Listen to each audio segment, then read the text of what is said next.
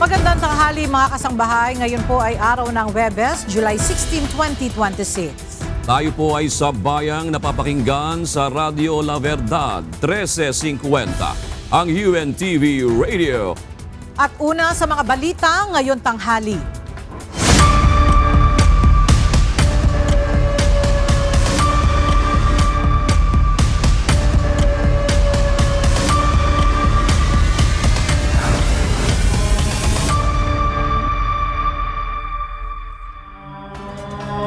Sa ika-6 na araw ng pagliliti sa impeachment case ni Vice President Sara Duterte, inilatag ng prosecution at defense ang kanilang argumento kung bakit kailangan o hindi dapat ipasabpina ang BIR at bank records ng Vice Presidente.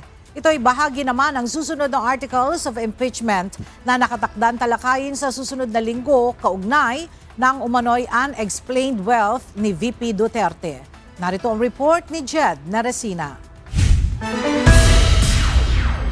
Bilang paghahanda sa pagtalakay sa susunod na articles of impeachment kaugnay ng umano'y hindi maipaliwanag na yaman ni Vice President Sara Duterte, binigyan ng pagkakataon ng impeachment court ang bawat panig upang ilatag ang kanilang mga argumento kung dapat ba o hindi isabpina ang tax at bank records ng Vice Presidente at ng kanyang asawa na si Attorney Man Scarpio. Ayon sa prosecution, ang hanap nito ay ang katotohanan sa likod ng umano'y yaman ng pangalawang Pangulo na hindi idineklara sa kanyang Statement of Assets, Liabilities and Net Worth at pakikibahagi sa negosyo na ipinagbabawal ng konstitusyon. Your Honors, madaling sabihin na confidential ang ilang impormasyon at dokumento. Madaling magturo ng batas. Pero ang hinahanap po ng impeachment court ngayon at sa mga susunod na araw, linggo at buwan ay ang katotohanan. At ang layunin ay makamit ang pananagutan. Confidentiality, Your Honor, should not be the prevailing principle in this proceeding. Hindi po confidential ang katotohanan. Iginiit ng prosecution na may exclusive power ang Senate Impeachment Court na mag-utos ng paglabas ng mga dokumentong mahalaga sa paglilitis. Ginamit din nila bilang halimbawa ang impeachment trial ni dating Chief Justice Renato Corona kung saan nagamit ang mga BIR record sa pagtalakay ng issue ng unexplained wealth. From what I have gathered and read, Your Honors, please, this is not the first time this court has been confronted with this issue. Sa impeachment ni dating Chief Justice Renato Corona, tinanggap ng hukumang ito ang mga ebidensyang nakalap bago pa man siya naupo bilang punong hukom. I believe it was then Senator Judge, now presiding officer Francis Escudero, who raised the question, will the impeachment court consider only Corona's acts as Chief Justice? This after observing that some exhibits predated his appointment as Chief Justice. This matter was taken up in caucus, after which this court decided to allow such evidence. Sa panig naman ng depensa, mariin nilang tinutulan ang pagpapasabpina sa mga financial records. Yet here, Your Honor, today, the prosecution is requesting for documents spanning almost 2 decades, almost 20 years, dating as far back as 2007.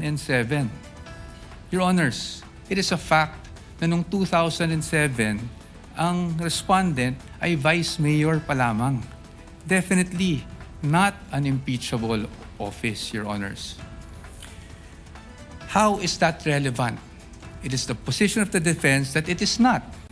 In fact, what that is an unlimited search throughout a person's financial history. That should not be allowed. Anila, wala pang sapat na batayan ang mga paratang ng prosecution at hindi maaaring gawing daan ang impeachment para maghanap pa lamang ng ebidensya.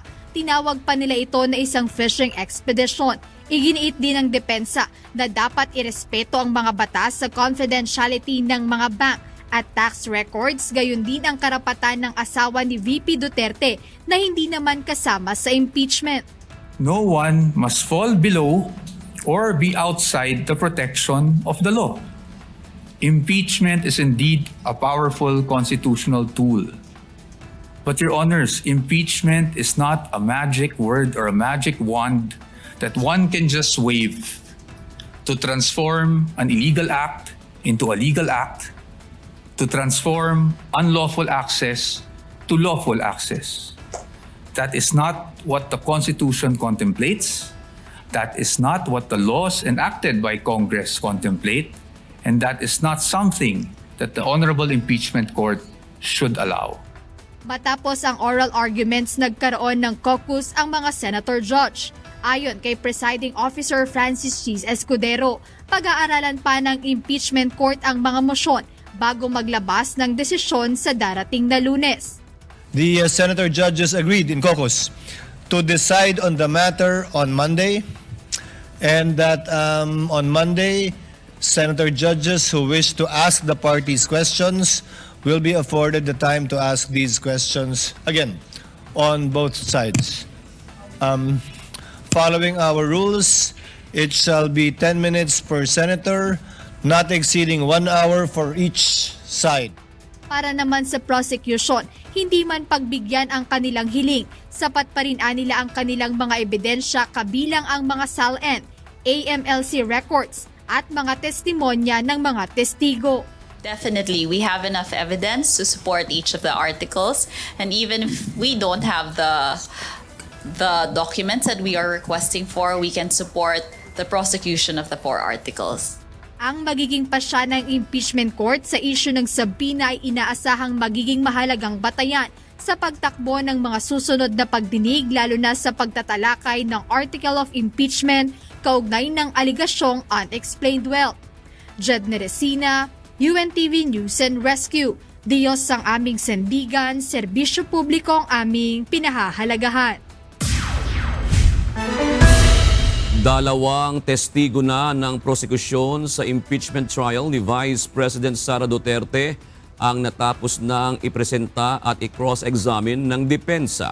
Inaasahan naman na sa susunod na linggo ay ihaharap na nila ang huling witness sa Article 4 na grave threat na si National Bureau of Investigation Director Attorney Melvin Matibag. Nagbabalik si Jed Neresina live.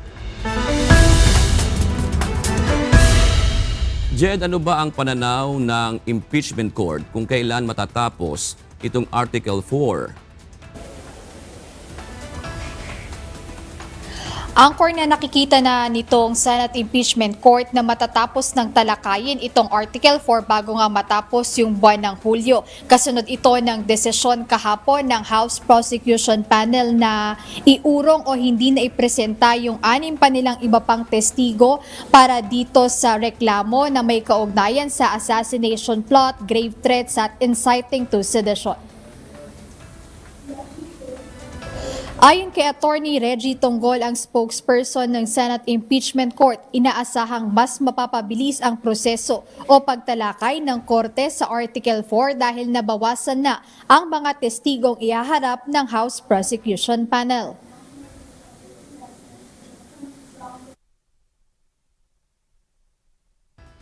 Dahil nabawasan din yung mga witnesses sa Article 4, so technically we are expecting na baka before July ends, matapos na natin yung Article 4 at mag-umpisa na rin yung susunod na artikulo, which is Article 1 sa pagrepresenta ng ebidensya ng prosecution.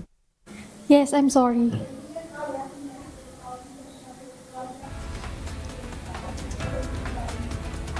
Ipinaliwanag din ni Attorney Tonggol kung bakit posibleng hindi nasagarin pa ang 11 araw na nakalagay sa pre-trial order para lamang sa nasabing artikulo.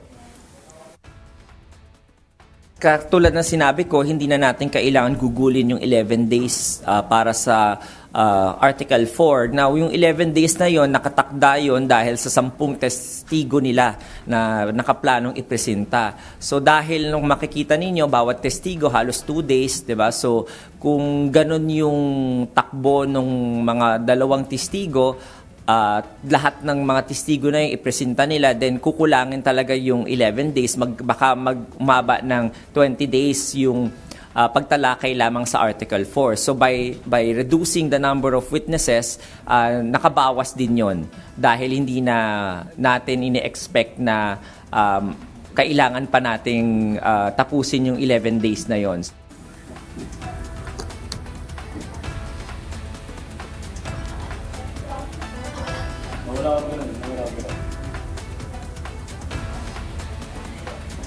Kaugnay nito, sa susunod na Martes, July 21, nakatakda ng isalang ng House Prosecution Team sa witness stand ang huli nilang testigo para sa article of impeachment na assassination plot, grave threats at inciting to sedition ni Vice President Sara Duterte. Ito ay si Attorney Melvin Matibag, ang hepe ng National Bureau of Investigation o NBI.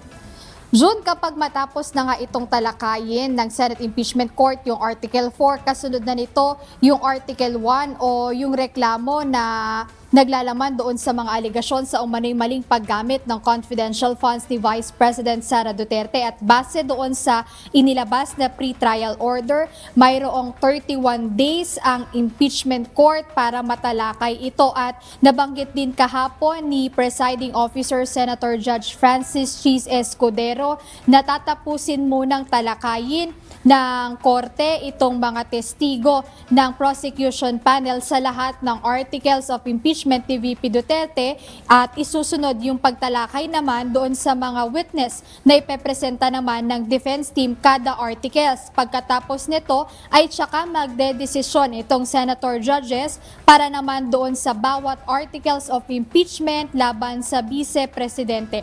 Ayan muna update mula rito sa Senado. Balik sa iyo, Jude. Maraming salamat, Jed Neresina. Iharap na sa Miyerkules, July 22 ng House Prosecution Team ang mga testigo sa umano'y maling paggamit ng confidential funds ni Vice President Sara Duterte.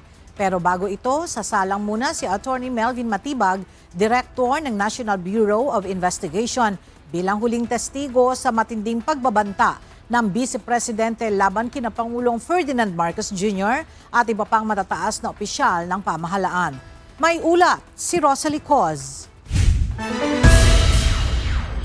Pinagbigyan na ng Senate Impeachment Court ang hiling ng prosekusyon na ipasabi na ang susunod nilang mga testigo laban kay Vice President Sara Duterte kaugnay ng Article of Impeachment na maling paggamit ng confidential funds. Ihaharap sila ng prosekusyon sa susunod na Miyerkules, July 22.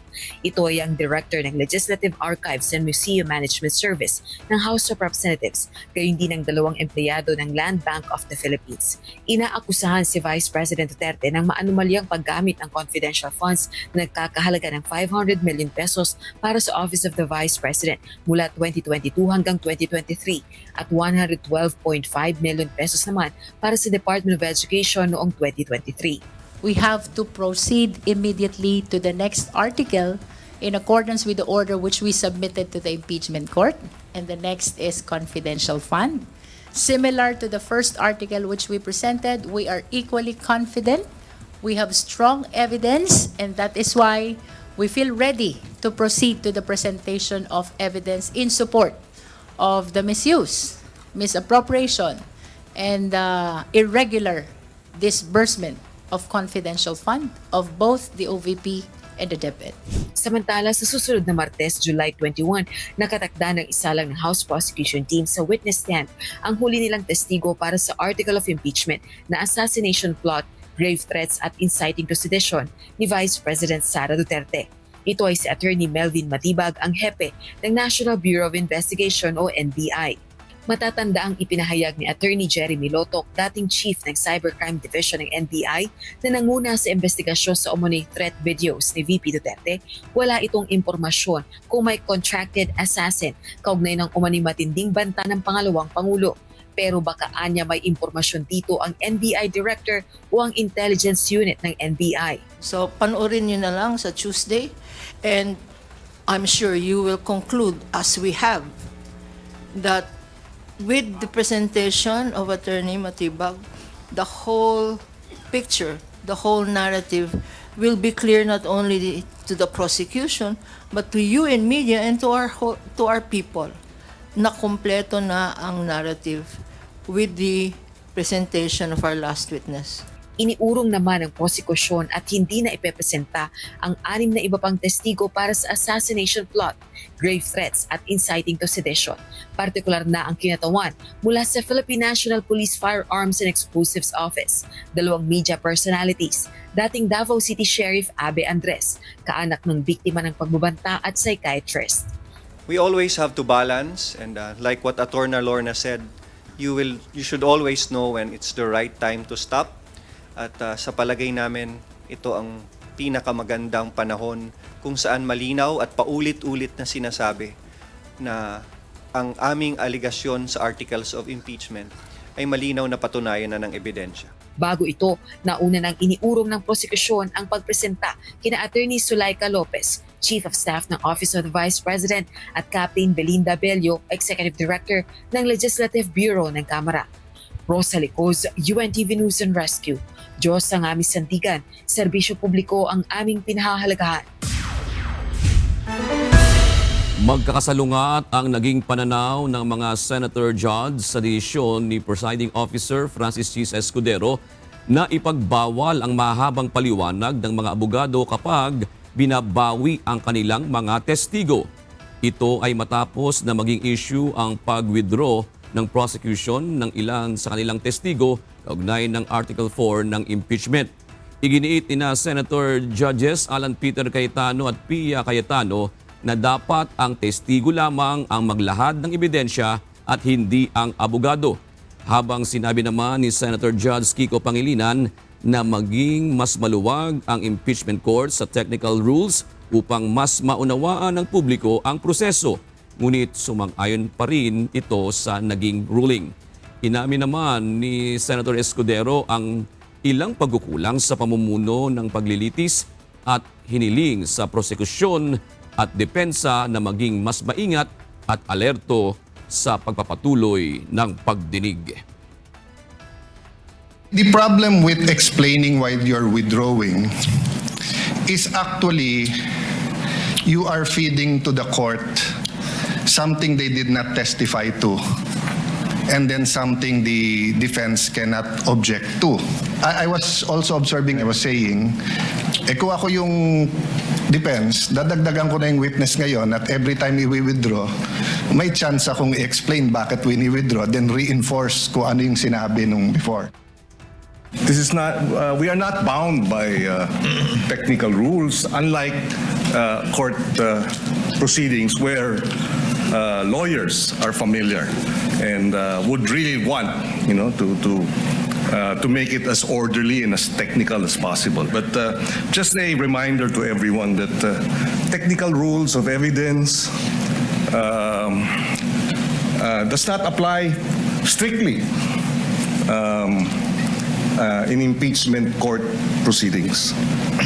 Precisely because nakikinig ang taong bayan, pagka technical masyado, na sa halip na lumalabas ang bawat punto. Hindi ko sinasabing hindi dapat magsalita ang defense. In fact, yun ang original o initial na suggestion at minumungkahi ng ating presiding officer na kung gusto magsalita ng defense din para tapatan yung nabanggit ng prosecution, mas maganda sana. Chair in humility accepts the presiding officer's lapses in this regard, as twice pointed out by Senator Judge Pia Cayetano already. The chair will be more mindful in the future, but I also ask the parties to also be equally mindful in case the chair forgets or is not unable to point it out on the part of either party should this happen again. Inaasahan ng defense team ni Vice President Sara Duterte na lilipat na ang impeachment trial sa Article 1 kaugnay ng umano'y maanomalyang paggamit ng confidential funds. Ito ay matapos bawasan ng prosekusyon ang mga ihaharap nitong testigo at si NBI Director Melvin Matibag na lamang ang inaasahang huling testigo para sa Article 4. Iginiit din ng depensa na mas mainam na sa press conference na lamang ipaliwanag ang pag-withdraw ng mga testigo upang hindi maimpluwensyahan ang publiko at ang senator judges. Ginagalang din ng kampo ni VP Duterte ang naging hakbang ng prosekusyon at sinabing posible rin nilang bawasan Ang kanilang mga testigo depende sa magiging takbo ng paglilitis. We're just shifting gears because I think after Director Matibag, we will proceed with Article 1. So now, of course, we're focusing on Article 1. Although we're prepared for it, syempre, as the trial goes, parating naman may fine-tuning yan here and there. Pero pag sa ganung paraan, ang pakiramdam po kasi ng defense ay nagkakaroon ng summation ng kaso. At dahil doon, ay kinokondisyon natin yung publiko at yung mga senator judges kung ano ba talaga yung ina-advocate natin. At gusto lang natin maging patas tayo na pag mag-withdraw tayo ng witness, we simply have to say na i-withdraw natin yung witness. Naka-isolate na si Senator Rodante Marcoleta sa Quezon City Jail male dormitory sa Payatas. Ayon kay UP Philippine General Hospital Director Gerardo Legaspi, maaaring tumagal ito ng 1 linggo bago isama ang mambabatas sa iba pang Persons Deprived of Liberty o PDL, bagamat gumaling na mula sa pagkakaroon ng mild pneumonia. Kailangan lang kasi elderly. Ang isolation niya siguro at least 1 more week. Pagka talagang nakabawi na siya sa effects. Sabi sa kanya mga seasoned doctors, they're senior experts. So they... And it's so fine. Kinwestiyon ni Senator Alan Peter Cayetano ang timing ng pag-anunsyo ni NBI Director Melvin Matibag hinggil sa plano nitong pag-iimbestiga sa umano'y anomalya sa ginamit na pondo sa 2019 Southeast Asian Games o SEA Games. Ayon sa senador, maaaring maapektuhan nito ang integridad ng impeachment court dahil inihayag ang investigasyon bago pa tumestigo si Matibag sa susunod na linggo. Si Cayetano ang nagsilbing chairman ng Philippine SEA Games Organizing Committee noong ginanap ang 2019 SEA Games sa Pilipinas. I hope this issue of the integrity of the court becomes an issue for all of us. No, I'll repeat what I said when I was Senate President. Director, hindi mo kami natibag.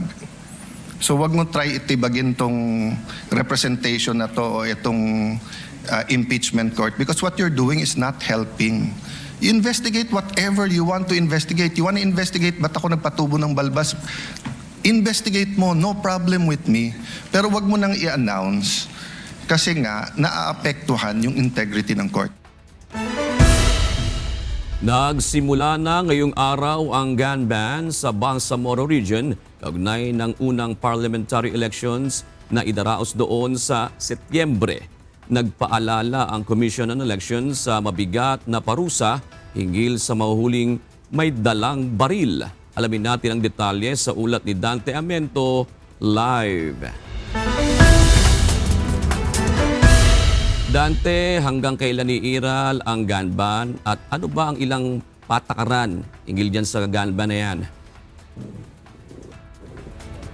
Magandang tanghali, June. Tatagal po yan ng higit o halos 1 buwan pagkatapos ng halalan sa September 14 at kabilang sa mga patakaran nga dyan ay bawal po ang pagdadala ng baril sa panahon ng election period. Gayon din yung paglilipat ng mga government official o kaya pag-appoint kung saan sakop ito ng jurisdiksyon ng Bangsamoro. Opisyal nang nagsimula kaninang hating gabi ang election period sa buong Bangsamoro Region na tatagal hanggang sa September 29, 2026. Layo nitong tiyakin ang kaayusan at integridad ng unang halalan sa parlamento sa BARM na gaganapin sa September 14 ngayong taon. Kasabay ng election period, nagsimula na rin ang gun ban kung saan mahigpit po na ipinagbabawal ang pagdadala o pagbibiyahe ng mga baril at iba pang nakamamatay na mga sandata maliban kung may nakasulat na paintulot o authorization mula sa Commission on Elections o COMELEC. Bukod dito, bawal din po ang paggamit ng mga security personnel o bodyguard na mga kandidato ng walang kaukulang otorisasyon at ang paglilipat o pag-detail ng mga opisyal at empleyado sa civil service ng walang pagsang-ayon ng COMELEC. Ipinagbabawal din ang pagbuo ng mga strike force o reaction force at ang suspension ng mga elective local officials. Paalala ng COMELEC, mabigat ang parusa kapag nahuling lumalabag sa mga ipinagbabawal sa halalan o sa election period, partikular ang pagdadala ng baril. May kulong ito na hanggang 6 na taon bukod pa sa posibleng multa na ipapataw sa violator. May mga inilagay ng checkpoints ng COMELEC na minamando ng mga tauhan ng Philippine National Police o PNP sa lahat ng bayan at lungsod sa Bangsamoro. Jun, paalala po ng COMELEC doon sa atin pong mga kababayang motorista, partikular dyan sa Bangsamoro, na kapag kayo po ay dadaan sa mga checkpoint ay huwag pong mataranta, maging mahinahon, lalo na kung wala naman po kayong ginagawang anumang paglabag. Samantala, magsisimula naman ang campaign period dyan sa Bangsamoro sa July 30 at ito ay inaasahan po nating matatapos sa September 2, 2 araw bago ang halala. Yan man ang ating update. Balik sa June. Maraming salamat, Dante Amento. Nagsagawa ng walkthrough sa Kamara ang iba't ibang ahensya ng pamahalaan para sa ika-5 State of the Nation Address o SONA ni Pangulong Ferdinand Marcos Jr. sa July 27.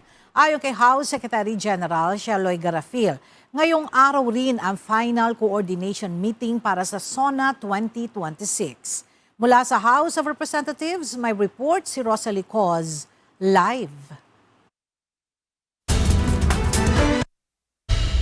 Sali, ano ang mga hamon ng Kamara para sa paghahanda sa SONA 2026?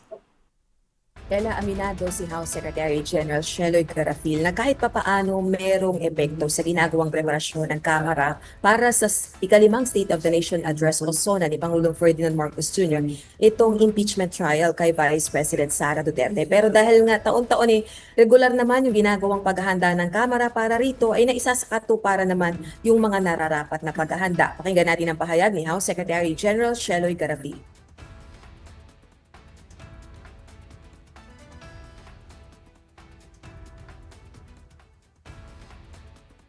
Of course, I would be lying kung sasabihin ko na hindi siya.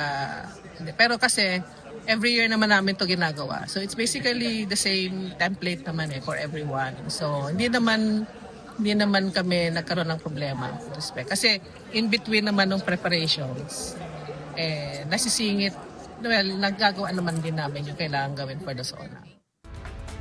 Pinigyan din ng House official na simpleng SONA ang muling isasagawa para sa taong ito. Wala ring ilalatag na red carpet at pinakiusapan ng congresswomen na gawing simple ang gayak para sa event. Ngayon nga, medyo, sabi ko nga mas simple ang SONA this year because of course we have to also take note of the exigency of the time. So basically yun, it's still the same routine kumbaga.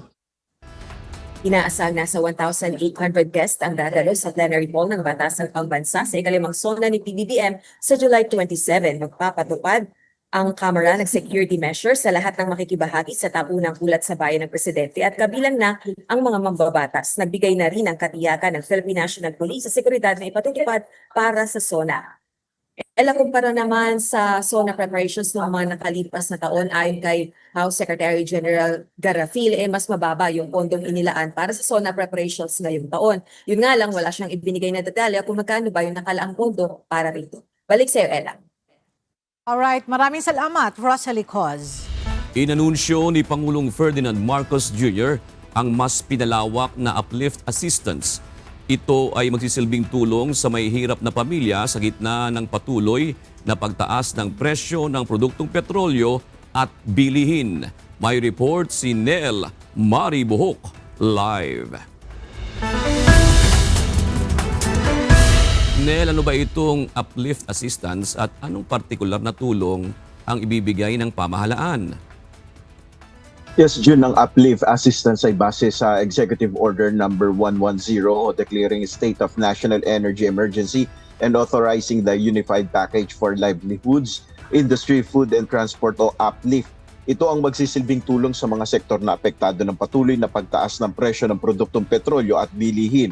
Sa anunsyo ni Pangulong Ferdinand Marcos Jr., ipapatupad ang mas pinalawak na tulong sa ilalim ng uplift assistance. Makikinabang dito ang mga mahihirap na pamilya o mga nakalista sa Pantawid Pamilyang Pilipino Program o 4Ps.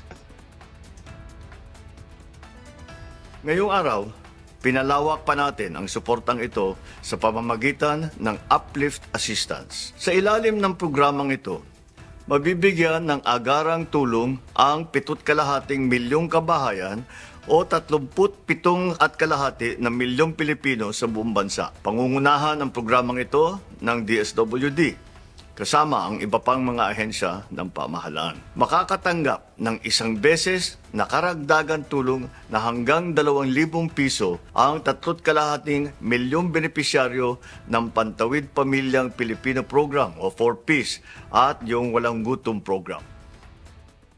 Bukod rito, ayon sa Pangulo, palalawakin rin tanggap rin ng tulong ang mga manggagawa na may maliit na kita.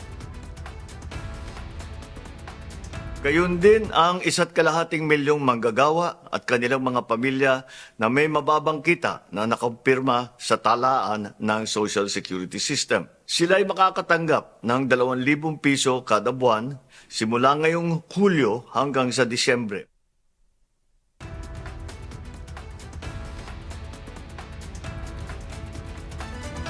Layunin niya ng uplift assistance na mapangalagaan ang kakayahan ng pamilyang Pilipino na matustusan ang kanilang pang-araw-araw na pangangailangan. Tiniyak rin ng Pangulo na may pagkakalooban tulong na mabilis at maayos at mas maginhawa sa mga Pilipino sa pamamagitan ng digital na pamamaraan. Yan muna ang ating update. Balik sa iyo, Jun. Oo, Nel, medyo naputol ka lang kanina doon sa bahagi nung parang doon sa mga manggagawa na nasa SSS nga, na nakatala sa SSS. Parang doon ba sa punto na yon yung nabibigyan noon, katulad nung nangyari noong pandemic, nakatanggap ng 8,000 piso yung mga nagtatrabaho na nasa SSS, membro ng SSS. Meron bang pagkakataon naman na matulungan din sila? Kasi parang yun ang dinadaing ng marami Base doon sa naging pahayag ng Pangulo, 1.5 million ito na workers na may mababang sahod. Ngayon, yun ang dapat nating linawin din sa DSWD, kung ano yung threshold, kung magkano yun dapat na, o kung anong klaseng manggagawa ito na makakatanggap ng tulong na nakalista sa Social Security System. Kung ito ba ay mas mababa pa dun sa minimum wage na natatanggap, o ito ba ay hindi naman siguro may tuturing to ng mga middle income workers, dahil hindi natin alam kung papaano yung magiging guidelines dito, dahil ang implementing agency nga dito ay DSWD, June. So yun yung aabangan natin, yung detalye, kung sino ba itong 1.5 million workers na tinutukoy ni Pangulong Marcos na makakatanggap ng 2,000 pesos kada buwan mula July hanggang Disyembre. June. Alright. Maraming salamat, Nel Maribuhok. May posibilidad pa rin na muling itaas ang mga alerto sa Visayas Grid kahit bumalik na sa normal ang supply ng kuryente sa transmission line. Ayon kay National Grid Corporation of the Philippines o NGCP spokesperson, Attorney Cynthia Alabanza, nauna nang nagbalik sa grid ang Panay Energy Development Corporation o PEDC noong July 2. Habang bumalik na rin sa transmission line kahapon ang Palm Conception Power Corporation o PCPC. Sa kabila nito, unstable o hindi pa rin matatag ang supply ng kuryente sa Visayas Grid mula sa mga generation company. Out of the 4, nakabalik na yung isa, yung PEDC Unit 3, and then PCPC nakabalik rin, and then nag-out, and then bumalik. Bumalik na, 6:30 kagabi, 6:30 ng gabi kahapon. So the reason I mentioned bakit on and off siya, kasi ibig sabihin unstable pa, baka hindi natin alam, baka sana hindi na mag-out ulit, pero may posibilidad no, if they're unstable. Sa kasalukuyan, 2 malalaking planta na lang na Therma Visayas Incorporated o TVI ang hindi pa nakababalik sa Visayas Grid. Ayon sa NGCP, nakatakda na rin bumalik sa transmission line ang mga naturang planta sa Agosto. Nagsagawa ng leadership realignment ang Department of Health o DOH sa ilalim ng bagong Acting Health Secretary na si Dr. Jose Brix Pujalte Jr. Ayon sa ahensya, binigyan ng interim assignments ang ilang opisyal sa pamamagitan ng Department Personnel Order Number 2026-4726 para masigurong tuloy-tuloy ang operasyon habang nire-review ang mga programa, opisina at mga prioridad ng ahensya. Binigyan din ni Secretary Pujalte ang maayos na turnover ng mga tungkulin at ang patuloy na pakikipagtulungan ng mga opisyal, empleyado, local government units at mga partner ng ahensya. Ayon pa sa DOH, mananatiling magiging focus ng kagawaran ang pagpapalawak ng access sa essential health services at pagpapatupad ng universal healthcare para mas maraming Pilipino ang makakuha ng dekalidad at abot-kayang serbisyong pangkalusugan. Kasunod ng mga naging insidente ng karahasan sa mga paaralan at patuloy na usapin sa pagban ng mga bayolenteng online games, suportado ni Department of Education Secretary Sani Angara ang panukalang pagtatakda ng regulasyon, gayon din ang tuluyang pagbabawal ng mga online games na may impluwensya ng karahasan. Narito ang report ni Mia Alonzo. Sa gitna ng tumitinding pangamba sa mga insidente ng karahasan sa mga paaralan, bukas ang Department of Education sa mas mahigpit na pagtatakda ng mga regulasyon o ang tuluyang pagbabawal sa mga online game na naglalaman ng matinding karahasan na maaaring ma-adapt ng mga kabataan. Well, hindi ako expert dyan, no? Pero definitely yung mga damaging, nagsabi na si Pangulong Marcos na if we have to ban them, we should ban them. Ang point niya, makinig tayo sa mga eksperto dahil sila yung may experience dito. Yung ibang games, like I think yung Gore Box, very violent talaga yun eh. Dahil yung punto nung laro na yon is mag-organize as gangs and to inflict harm upon the other. So yun talaga, palagay ko yung mga ganun dapat i-ban or i-regulate na talaga. Aminado ang kalihim na dumadalas pa rin ang mga ulat ng insidente ng karahasan sa eskwelahan dahil na rin sa impluwensya ng social media at iba pang mga nakikita online. Sabi nga ng eksperto, dala rin ng exposure sa mga damaging social media sites at mga yung mga masasamang impluwensya at saka yung mga groomers, yung mga terrorist groups online actively recruiting na. So sa amin, we're trying to limit yung exposure ng mga bata dyan. Bukod dito, binigyang diin din ng DepEd Secretary ang kahalagahan ng mas malakas na presensya ng pulisya sa mga paaralan dahil na rin aniya sa dumaraming gang na madalas ring pinagmumulan ng gulo sa labas ng mga eskwelahan. Siyempre yung statement ni PNP Chief Nartates na they will increase police visibility sa eskwelahan. Kasi nakita rin po natin yung gang activity, yung pag dumadami din ng gangs, ang sumali sa gangs. Yung iba nagmula pa sa pandemya at nag-continue dito. So, minsan yung nagsispill over sa labas ng eskwelahan, yung mga insidente, nagkakaroon ng kainitan sa loob ng classroom, pero tinutuloy sa labas at saka mas madami na. Minsan kasama na yung hindi estudyante. So, yun, very important na yung police visibility kasi pag nakikita na yung police, hindi na sila nag-assemble. Kaugnay nito, inihayag din ng kalihim na kasama sa mga hakbang ang tuloy-tuloy na pagpapalakas pa ng seguridad sa mga paaralan. Kasalukuyang pinupondohan ang ilang pangangailangan sa ilalim ng School Maintenance Fund, gayunman hindi ito sapat para tugunan ng lahat ng mga paaralan sa bansa. Hopefully. Oo. Sana, depende sa Congress yan. No, we will propose. We're proposing funds for security guards. We're also proposing funds for metal detectors. So, parang kung ideally, mga 8 billion yan to cover all the schools. Bukod dito, hinihintay na lamang anila ang pagpapalabas ng NOSCA o Notice of Organization, Staffing and Compensation Action mula sa Department of Budget and Management. Ito ay upang tuluyan na mapunan ang mga bakanting posisyon ng nasa 10,000 Guidance Counselor Associates para mapalakas ang psychological at emotional support sa mga mag-aaral. Mia Alonzo, UNTV News and Rescue. Diyos ang aming sandigan, serbisyo publiko ang aming pinahahalagahan. Iniimbestigahan na ng Metropolitan Manila Development Authority o MMDA ang viral video ni Gabriel Go na nag-upload ng footage ng panghuli sa isang guro kaugnay ng traffic violation. Ayon sa ahensya, sisiyasatin nila kung may nalabag ang kanilang tauhan sa social media guidelines ng MMDA at kung may issues sa data privacy. Alamin natin ang detalye sa report ni Asher Cadapan Jr. Asher, ano ba ang agarang aksyon na ipinatao kay Ginoong Gabriel Go dahil sa insidente? June, hindi muna isasama sa clearing operations ng Metropolitan Manila Development Authority o MMDA si Gabriel Go, head ng Special Operations Group Strike Force ng ahensya.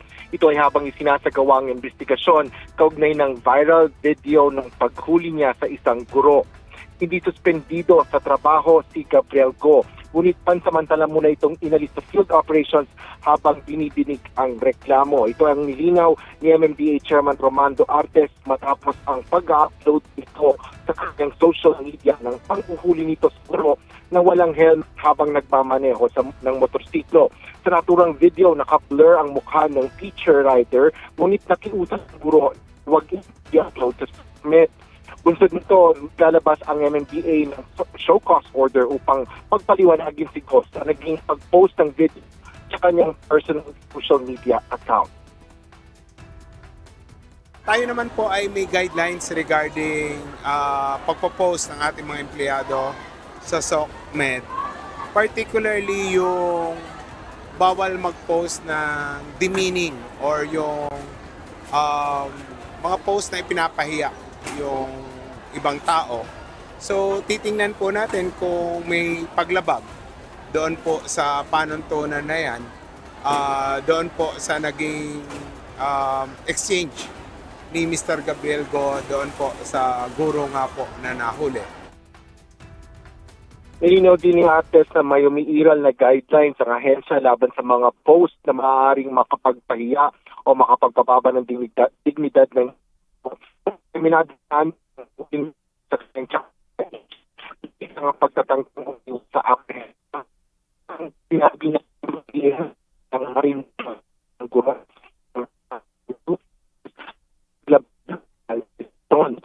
Ito ay Artes, re-repasuhin din ng ahensya ang polisiya clearing operations upang mas mapahal sa video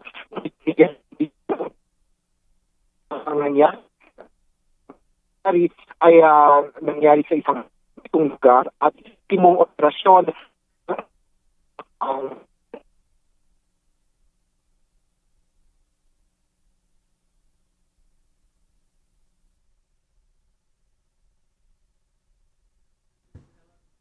Well, ako kasi ang paniniwala ko dyan at yan naman ini-research namin. Pag nasa public place, you don't have to seek the consent. You don't have to seek the consent. Yun yung paniniwala ko, personally and as a lawyer. But again, we'll review the policy and siguro mag-consult kami sa Data Privacy Commission para alam namin yung limits. June, pansamantala nilinaw ng MMDA na tuloy pa rin ang clearing operations ng ahensya ngunit hindi muna papayagan sumama si Go sa operasyon. Mula dito sa Pasay City, balik sa iyo, June. Maraming salamat, Asher Gadapan Jr. Sinampahan na ng kasong double murder ang mga suspect sa pagpatay sa negosyanteng si Perry Mariano at sa kanyang driver noong April 28, 2026 sa Timog, Quezon City. Bagamat nananatiling at large, tukoy na ng mga otoridad ang 6 na suspect kabilang ang gunman, motorcycle driver, 2 spotter at iba pang kasabwat. Natunto ng mga investigador ang isa sa mga suspect matapos masubaybayan ang pagbabayad sa isang Airbnb sa pamamagitan ng transaksyon sa isang convenience store. Tinitingnan ng QCPD na negosyo ang posibleng motibo sa krimen at naisampa na ang kasong double murder laban sa mga suspect na nananatiling at large. So ito yung EBIS naman, yung Ballistic Information System na lahat ng 5 cartridges nandyan, nasa forensic group. So nag-match naman to sa isang shooting incident in Arayat, Pampanga way back November 2024. Ang nasugatan dito ay isang municipal councilor at isang barangay captain. So pareho po yung barrel na ginamit and ito yung we are continuing conducting investigation on this. For me, business related kasi meron din siyang mga previously kasi meron din na-involve sila sa STL, nag-franchise po sila. At meron ding yung sa billiard Yun ang may mga investors, I think ganun ang Naaresto na ng mga tauhan ng Philippine National Police ang 3 sa 4 na sospek sa pamamaslang sa Amerikanong marine biologist sa Negros Oriental. Patuloy namang hinahanap ng mga otoridad ang isa pa sa mga sospek. Ang detalye, hatid ni Lea Ilagan, live. Lea, ano ang partisipasyon ng 3 sospek na naaresto? Magandang tanghali sa June, kabilang sa 3 naaresto ay ang gunman na siyang bumaril kay Kent Carpenter, ang Amerikanong marine biologist sa Negros Oriental. Nahuli ang mga ito sa Sibulan, Negros Oriental. Naaresto din ang sinasabing nang molestya sa live-in partner ng biktima. Isa rin sa mga naaresto ang lookout ng mga suspect habang isinasagawa ang krimen. Ayon kay PNP Public Information Office Acting Chief Police Colonel Allen Reyco, isa pa sa mga suspect ang patuloy na pinaghahanap ng mga otoridad. So, we solicit the help and assistance of the public for anybody who has any information about alias Eden or Eden na kasama po nila na please give the information to your nearest police station para po sa agarang pagka-aresto natin sa tao na to. Base sa investigasyon, dati na nagtrabaho sa naturang bahay ang isa sa mga suspect na siya ring umano'y ng molesta sa live-in ng biktima. Hindi naman nakakuha sa kustodiya ng mga suspect ang baril na ginamit sa pagpapil. Sinasabing hawak ito ng isa pang pinaghahanap na suspect. Base sa inisyal na investigasyon, robbery ang nakikitang anggulo ng pulisya sa insidente. June? Lea, na-establish na ba ng mga pulis ang sinasabing kaugnayan ng partner ni Carpenter sa mga sospek? June, yan ang masusipang iniimbestigahan ng mga otoridad dahil mismong itong live-in partner o itong babae nga ang nagturo dito sa mga suspect na ito yung pumasok sa kanilang bahay at nasabi din niya kung sino yung mismong bumaril doon sa kanyang live-in partner. At naituro din niya at na-describe na ang mga suspect ay yung isa ay merong tattoo sa kamay at yung isa ay sinasabing nagtanggal pa ng bonnet dahil uminom ito ng tubig. June? Maraming salamat, Lea Ilagan. Dumao ngayong umaga sa Pier 15, Eva Macapagal Port sa Maynila ang Japan Coast Guard training vessel na Itsukushima bilang huling destinasyon nito sa 89 na araw na Global Ocean Voyage Training bago bumalik sa Japan. Ang detalye hatid ni Ryan Lacanlale live. Ryan, ano-ano ang mga aktibidad na nakatakdang isagawa ng mga tauhan ng Itsukushima sa kanilang pagbisita sa bansa? Ella, kabilang sa mga aktibidad na kanilang isasagawa ay yung professional exchanges at kasama din yung capacity building activities at people-to-people engagement. Bandang alas 9 ng umaga, dumaong sa Pier 15 sa Eva Macapagal Port sa Maynila ang Japan Coast Guard training vessel na Itsukushima. Sinalubong ito ng Philippine Coast Guard sa pangunguna ni Commodore Algery Caprente, Deputy Chief of Coast Guard Staff for International Affairs. Bahagi ng pagbisita ng Itsukushima ang pagpapatibay ng ugnayan ng Pilipinas at Japan sa larangan ng maritime cooperation. Sa pananatili nito sa Maynila, magsasagawa ang Philippine Coast Guard at Japan Coast Guard ng professional exchanges, capacity building activities, courtesy calls, ship tours at iba pang mga programa na lalahukan ng mga opisyal at kadete ng dalawang bansa. Layunin nitong palalimin ang kooperasyon sa pagsusulong ng maritime safety, security at matatag na pagkakaibigan. Matapos ang pagbisita sa Pilipinas ay inaasahang babalik na sa Japan ang Itsukushima upang tapusin ang 89 na araw nitong Global Ocean Voyage Training.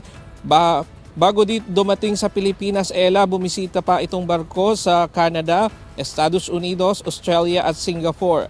Lula ng barko ang 123 personnel na binubuo ng 54 na opisyales at crew. 68 trainees at isang doktor. Kasama rin nila ang 9 na ship riders mula sa Coast Guard at Maritime Law Enforcement agencies ng Indonesia, Malaysia, Vietnam, Pilipinas at Singapore. Ayon sa Philippine Coast Guard, ang pagbisitang ito ay patunay ng patuloy na pagtutulungan ng dalawang bansa para sa ligtas, matatag at rules-based maritime domain Indo-Pacific. At yan muna ang latest mula dito sa Maynila. Balik sa iyo, Ella. Maraming salamat, Ryan Lacanlale.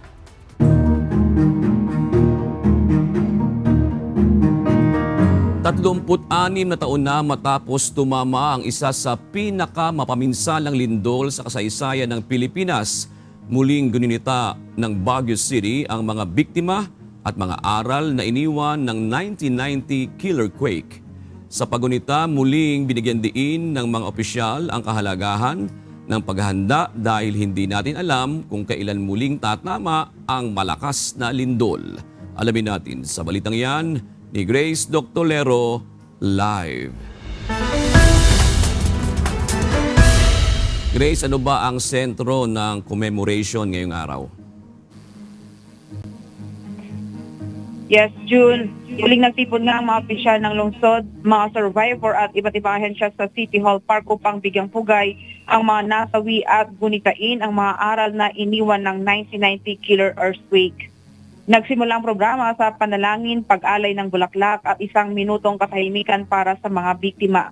Dumalo rin sa paggunita ang mga opisyal ng lungsod sa pangunguna ni Mayor Benjamin Magalong. Noong July 16, 1919, dakong alas 3:26 ng hapon, yumanig ang magnitude of 7.8 na lindol na nagdulot ng malawakang pagkasira ng mga gusali sa Baguio City kabilang ang Hyatt Terraces Hotel at iba pang establishmento. Isa sa mga nakaligtas sa trahedya si Rafael Rituelio na natrap sa loob ng gusali sa loob ng 6 hanggang 7 oras at nawala ng isang kamay matapos maipit ng isang beam.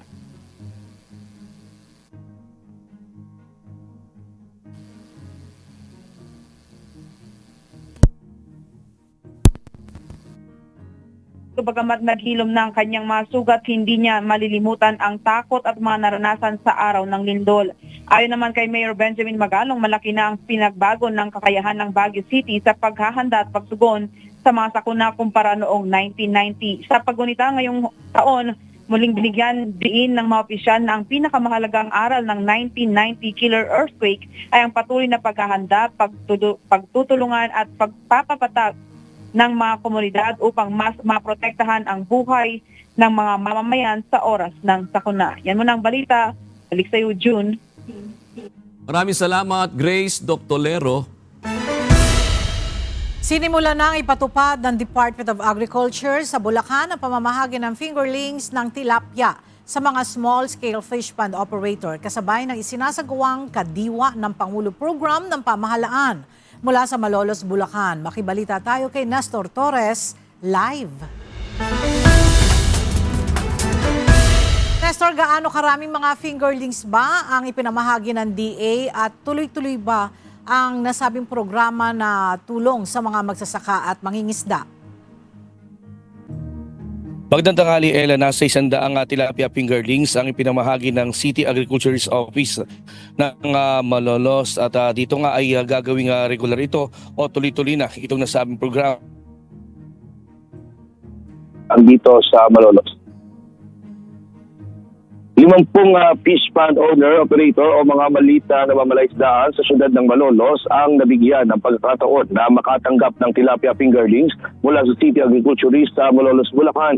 Ayon kay Erica Vanessa Bulaong, nasa 100,000 tilapia fingerlings ang kanilang ipinamahagi sa 50 namamalaisdaan. Bawat isa sa kanila ay tumanggap ng 2,000 piraso na tilapia fingerlings. Layunin nito na mapataas ang produksyon ng isda at mapabuti ang kabuhayan ng mga namamalaisdaan at makatulong sa pagtatag ng seguridad ng pagkain. Samantala, maaari lamang mabigyan ng ayuda ng mga namamalaisdaan ay kinakailangang meron silang 5 hektaryang sukat na palaisdaan pababa. Bukod pa rito, binibigyan din sila ng pagsasanay patungkol sa pamamalaisdaan ng City Office of the Agriculturist upang ma-improve ang kanilang pamamalaisdaan at tinuturuan din sila ng mga bagong teknolohiya at innovation. Samantala, isinagawa ang pagbibigay ng ayuda sa araw ng kadiwa ng Pangulo Program ng Department of Agriculture, kung saan ang mga maliliit na namamalaisdaan sa syudad ay maaari rin silang makapagbenta ng kanilang mga natanggap na tilapia sa mismong kadiwa ng Pangulo sa syudad. At yan, muna ating latest live mula dito sa Bulacan. Balik sa iyo, Ella. Maraming salamat, Nestor Torres.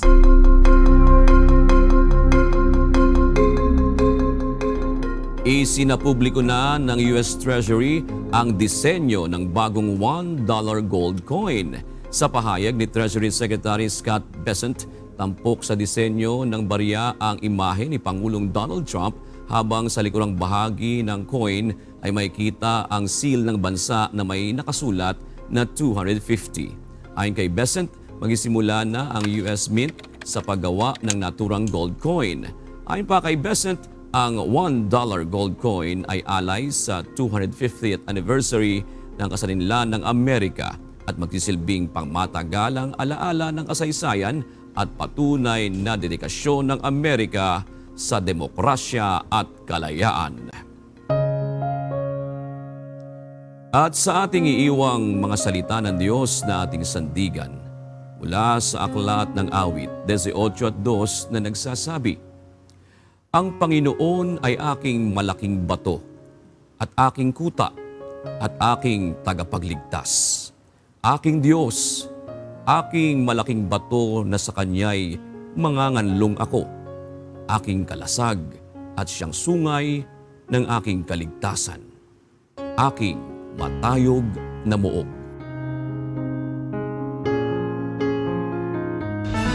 At yan ang mga balitang aming tinutukan at inaksyonan. Dahil sa aming pagbabalita, una ang pagkalinga sa kapwa. UNTV-C News. May balita saan mang panig ng daigdig. At dito sa UNTV, Diyos ang aming sandigan, serbisyo publiko ang aming pinahahalagahan. Magandang tanghali po.